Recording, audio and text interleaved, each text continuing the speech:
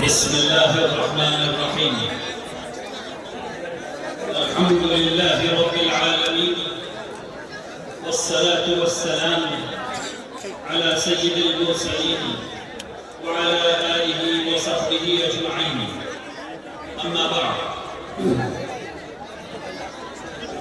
فقد قال الله تبارك وتعالى في كتابه العزيز: أعوذ بالله من الشيطان الرجيم، بسم الله الرحمن الرحيم.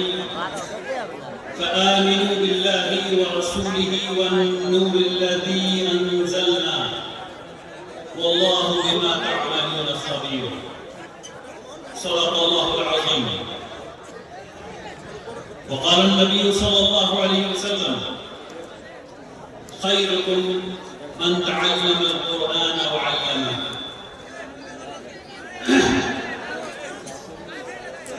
اللهم أرنا الحق حقا وارزقنا اتباعه، وأرنا الباطل باطلا وارزقنا اجتنابه. آمين يا رب العالمين. علماء کرام، اساتذہ کرام، معزز حاضرین، السلام علیکم ورحمۃ اللہ وبرکاتہ۔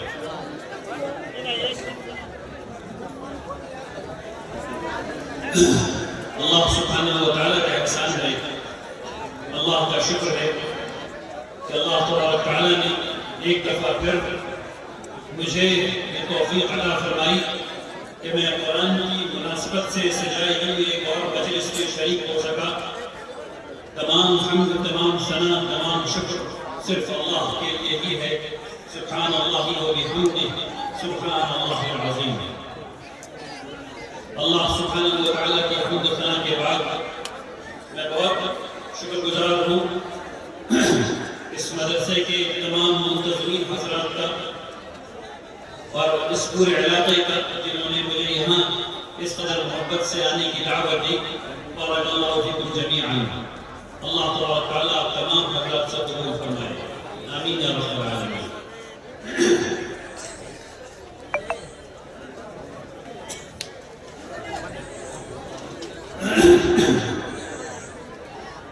میں نے جو آیت آپ کے سامنے ابھی پڑھی ہے،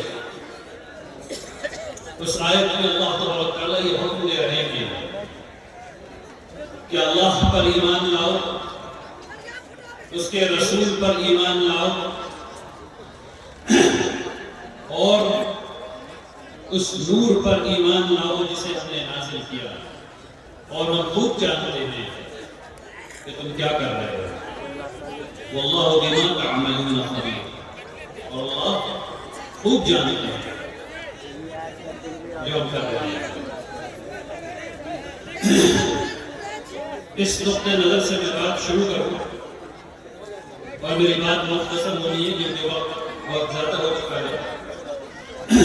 میں شکریہ ادا کرنا چاہتا ہوں ان تمام اساتذہ کرام کا جنہوں نے ان 110 بچوں کو اس لائق بنایا کہ وہ قرآن شریف کو اپنے سینے میں محفوظ کر سکیں۔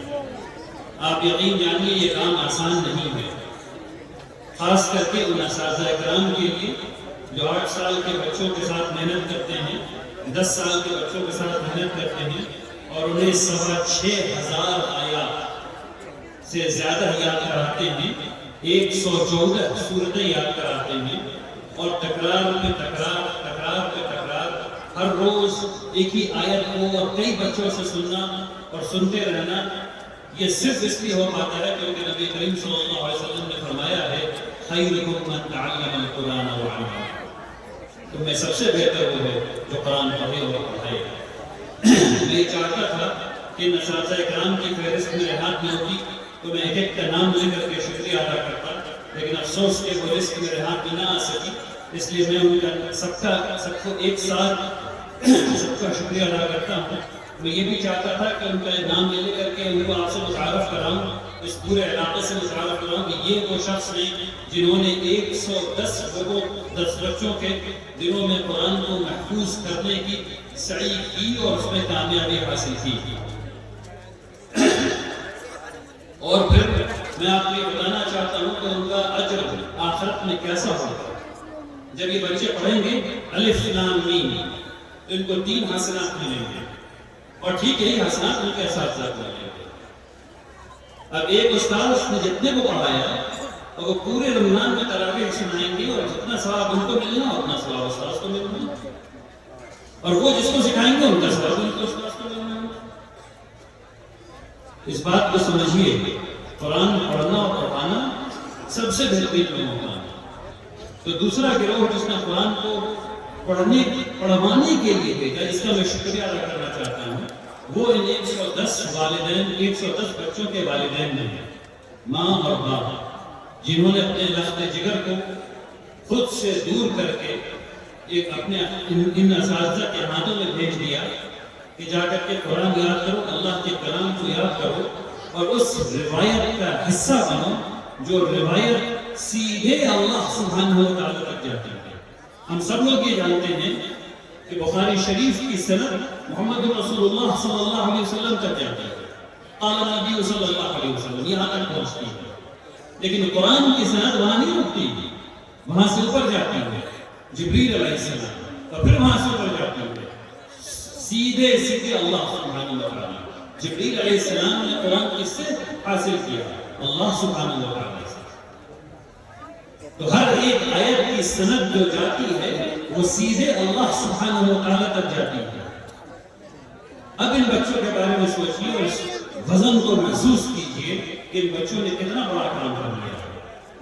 وہ چیز جو اللہ کی جانب سے چلی تھی وہ ان کے سینوں میں محفوظ ہے۔ سبحان اللہ و بحمدہ، سبحان اللہ العظیم۔ والدین کو بے پناہ شکریہ کہنے کے بعد میں بچوں کا بھی شکریہ ادا کرنا چاہتا ہوں جن کے پاس یہ آپشن تھا کہ یہ دوسرے بچوں کی طرح نہ پڑھتے۔ اس امت میں آج کی تاریخ میں ہر 100 بچے میں 43 بچہ نہیں پڑھتا، مطلق البچہ۔ یہ بچے چاہتے تو یہ بھی کہہ سکتے تھے کہ میں گلی میں کھیلوں گا، میں بھاگوں گا، میں دوڑوں گا، میں پڑھنے نہیں جاؤں گا، لیکن انہوں نے ایسا نہیں کرا۔ اس لیے میں ان بچوں کا شکریہ ادا کرنا چاہتا ہوں کہ انہوں نے علم کو وقت کے ضائع ہونے پر فوقیت دی اور اس کو اختیار کیا۔ اللہ تبارک تعالیٰ ان کا حامی و ناصر ہو، آمین یا رب العالمین۔ اب چونکہ مجلس قرآن کی نسبت سے ہے، چند باتیں قرآن کے نقطہ نظر سے آپ کے سامنے کرنا چاہتا ہوں۔ جو آیت میں نے کوٹ کی تھی آپ کے سامنے، اس کا مطلب میں نے آپ کے سامنے رکھ دیا۔ اللہ تعالیٰ یہ فرماتے ہیں کہ اس نور پر ایمان لاؤ جو میں نے نازل کیا، اور یہ نور قرآن کریم میں ہے، اس پر ایمان لاؤ۔ اس کو نور کیوں کہا گیا اس کو سمجھیے، ہدایت کو نور کیوں کہا گیا اس کو سمجھیے۔ نور کیا ہوتا ہے؟ روشنی کیا ہوتا ہے؟ جو اندھیرے کو چیر کر کے راہ دکھاتے ہیں۔ روشنی اندھیرے کو چیر کر کے راہ دکھانے والی چیز ہوتی ہے۔ قرآن کریم کیا چیز ہے اس کو سمجھیے، اور اس کی مثال میں نے کئی دفعہ دی ہے، اچھی مثال ہے، اس کو دوبارہ آپ کے سامنے رکھ دیتا ہوں۔ بڑا پانی کا جہاز سمندر میں ساحل تک نہیں آتا، ساحل پر آئے گا تو پھنس جائے گا، کیونکہ بہت بڑا ہوتا ہے، بہت بڑا ہوتا ہے۔ تو کہاں رکتا ہے؟ وہ سمندر میں ہی رکتا ہے۔ وہ خالی کیسے کیا جاتا ہے؟ دوسرے چھوٹے پانی کے جہاز جاتے ہیں، اس سے سامان اتارتے ہیں، پھر ساحل پر لاتے ہیں، لیکن وہ سمندر میں رکا رہتا ہے۔ تو وہ جب جوار بھاٹا آتی ہے سمندر میں تو بہہ کر نہیں جاتا۔ کبھی سوچا اس کے بارے میں کہ سمندر میں پانی کا بڑا بڑا جہاز سمندر میں 1 میل دور 2 میل دور پانی میں کھڑا کیسے رہتا ہے؟ وہ اس لیے کھڑا رہتا ہے کہ اس کو لنگر ڈالا جاتا ہے، اور بڑے جہازوں میں جو لنگر کی چین ہوتی ہے وہ اتنی موٹی ہوتی ہے، بلا مبالغہ اتنی موٹی چین ہوتی ہے لوہے کی، اور لنگر جو پانی کتنا بڑا ہوتا ہے، تو اس کو پانی میں ڈالا جاتا ہے، اور پانی میں نیچے کافی نیچے چلا جاتا ہے، پانی میں ہی رہتا ہے لیکن بہت نیچے چلا جاتا ہے، اور وہ اس جہاز کو اپنی جگہ سے ہلنے نہیں دیتا۔ پانی آتا ہے جہاز میں، حلقہ آتا ہے تھوڑا سا ایسے ایسے، لیکن جہاز اپنی جگہ ہی رہتا ہے، کبھی ادھر کیا کرو کبھی ادھر کیا کرو، لیکن بس اتنا ہی دو، اس سے زیادہ نہیں۔ ہم سب لوگوں کو امام ابو حنیفہ رحمۃ اللہ علیہ کو پتا ہے کہ ایمان بڑھتا ہے اور گھٹتا ہے، اور ہمارے ایمان کو جو یعنی ایمان جو ہے وہ دنیا کے سمندر میں جب ڈسکوری رہتا ہے تو ہمارا لنگر کیا ہے؟ ہمیں کون اپنی جگہ پہ قائم رکھتا ہے؟ وہ اللہ کا معجزہ ہے، وہ یہ قرآن ہے، اللہ کا معجزہ ہے یہ قرآن ہے۔ اس لیے بچوں کو قرآن پڑھاتے ہیں، اس لیے بڑے قرآن پڑھتے ہیں، اس لیے آپ قرآن پڑھتے ہیں، اس لیے آپ قرآن سنتے ہیں۔ قرآن پڑھنا، قرآن پر ایمان لانا لازمی ہے، اس کے بغیر ایمان مکمل نہیں ہے۔ آمنت باللہ و ملائکتہ و کتبہ و رسولہ الی آخر، تو ایمان لانا ضروری ہے۔ اب اس کے بعد جب آپ ایمان لائیں ہیں تو ایمان کا تقاضا یہ ہے کہ اس کو سمجھا جائے، اس کو پڑھا جائے، جانا جائے، تدبر کیا جائے، اس پر عمل کیا جائے، اس کو پھیلایا جائے۔ یہ 5 باتیں میں نے آپ سے کہی ہیں۔ پہلی بات کہی ایمان لانا، آپ سب ایمان لائے ہوئے ہیں الحمدللہ رب العالمین، اور ہم میں سے کچھ لوگ اس کو پڑھ بھی رہے ہیں الحمدللہ رب العالمین۔ جو نہیں پڑھ رہے ہیں آپ کو یہ چاہیے کہ اس کو پڑھیں، ہر ایک حرف پر 10 حسنات ہیں، آپ کو یہ چاہیے کہ اس کو یاد کریں، پھر چاہے اس کی ایک آیت ہی کیوں نہ ہو۔ نماز پڑھنے کے لیے ضروری ہے کہ چند آیتیں تو یاد ہو تاکہ نماز ٹھیک ہو سکے، تو یہ ضروری عمل ہے، اس کو سمجھیے۔ اب جب پڑھنا سیکھ لیا تو سمجھنے کی ضرورت ہے۔ جتنے بچے فارغ ہوئے ہیں اور جن کے سروں پر دستار باندھی گئی ہے، میں ان سے کہنا چاہتا ہوں کہ انہوں نے ایک سنگ بھی پر اپنا قدم رکھا ہے یا اس کو حاصل کیا ہے۔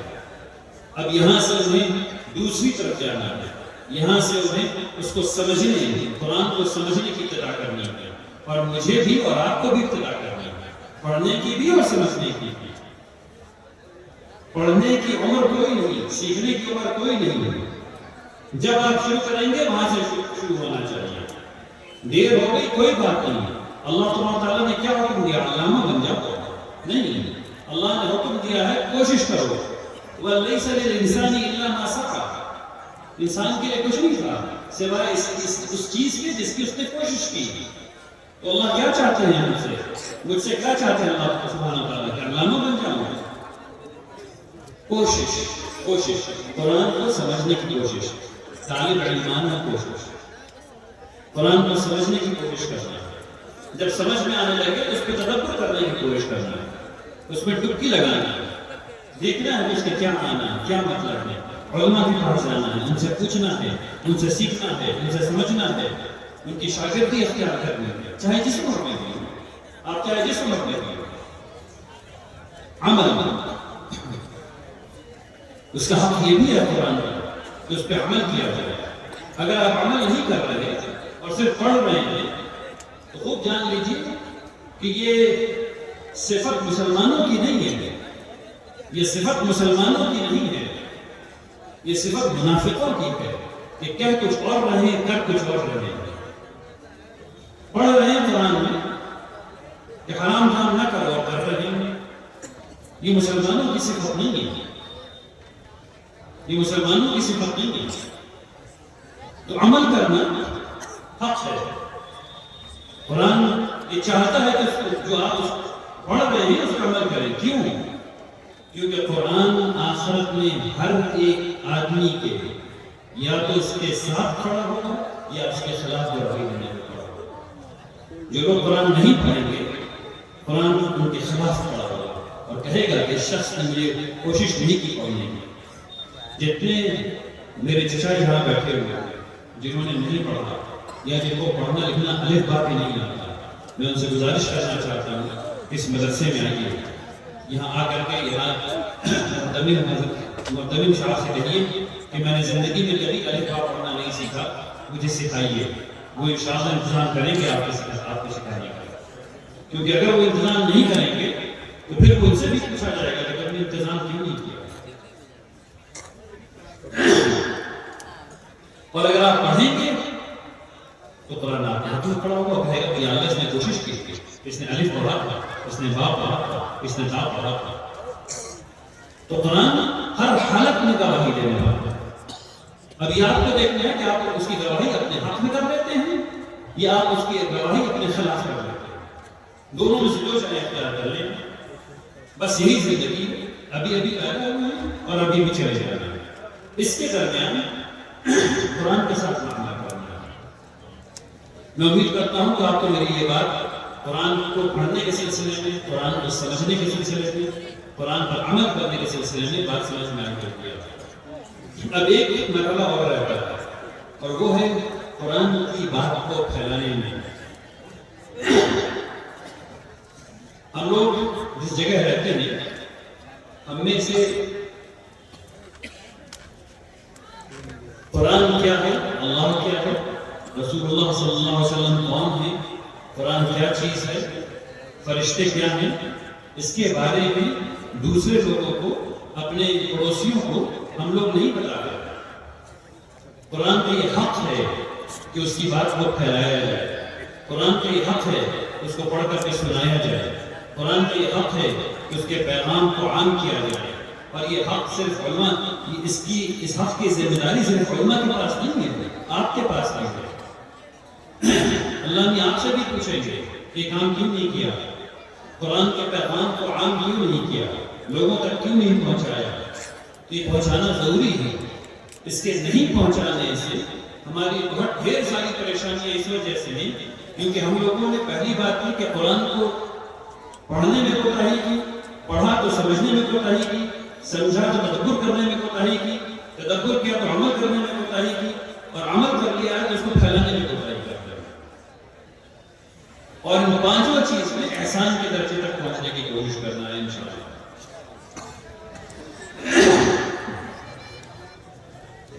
اب آخری بات وہ یہ ہے کہ قرآن اللہ کا معجزہ ہے جو اللہ تبارک تعالیٰ نے محمد رسول اللہ صلی اللہ علیہ وسلم کو دیا ہے۔ اس معجزے کی قدر کیجیے۔ تمام انبیاء کا معجزہ ان کے ساتھ چلا گیا، اس لیے کسی کو پتہ نہیں چلا، ان کے بعد کی نسلوں کو پتہ نہیں چلا، ان کی ایمان میں کمزوری آ گئی۔ قرآن ایک ایسا معجزہ ہے جو رہتی دنیا کا قائم کرنا ہے۔ اللہ سبحانہ و تعالیٰ کا ہر روز ہر ایک مسلمان کو قرآن کے لیے اللہ سبحانہ و تعالیٰ کا ہر روز شکریہ ادا کرنا چاہیے کہ اللہ تبارک تعالیٰ نے ہم لوگوں کو ایسے معجزے سے نواز دیا ہے جو ہمارے ساتھ ہے، جسے ہم دیکھ سکتے ہیں، جسے ہم سمجھ سکتے ہیں۔ معجزہ کیوں ہے اس کو بھی سمجھ سکتے ہیں اور دوسروں کو بتا سکتے ہیں۔ تو قرآن کے ساتھ معاملہ کرنا شروع کیجیے۔ اللہ تبارک تعالیٰ آپ کی زندگیوں میں اور ہم تمام پوری امت کی زندگی میں انشاءاللہ برکت عطا فرمائیں گے۔ میرے بعد یہاں آپ کے سامنے کئی علماء کرام تشریف لائیں گے جو آپ کو بہت اچھی اچھی نصیحتیں کریں گے۔ آپ کو یہاں بیٹھے رہنا ہے انشاءاللہ، ان کی باتوں کو سننا ہے اور ان کی بات ہر ایک عالم جو آپ کے سامنے بھی آئیں گے ان کی کم از کم ایک بات تو آپ کو اپنے دل میں جگہ دینی ہے اور اس پر عمل کرنا ہے انشاءاللہ۔ اور آخر میں بالکل بات یہ ہے کہ تمام اچھی بات ہو، رات بھر ہو، لیکن اگر فجر کی نماز قضا ہو جائے تو تمام بات بیکار ہو، کوئی فائدہ نہیں۔ ایک فجر کی نماز بے پناہ قیمتی چیز ہے، بے پناہ قیمتی چیز ہے۔ تو آپ جو بھی کریں انشاءاللہ رات بھر ضرور جاگیے، لیکن فجر کی نماز قضا مت کیجیے گا انشاءاللہ۔ وآخر دعوانا الحمد للہ رب العالمین۔ بارک اللہ فیکم جميعا۔ السلام علیکم ورحمۃ اللہ وبرکاتہ۔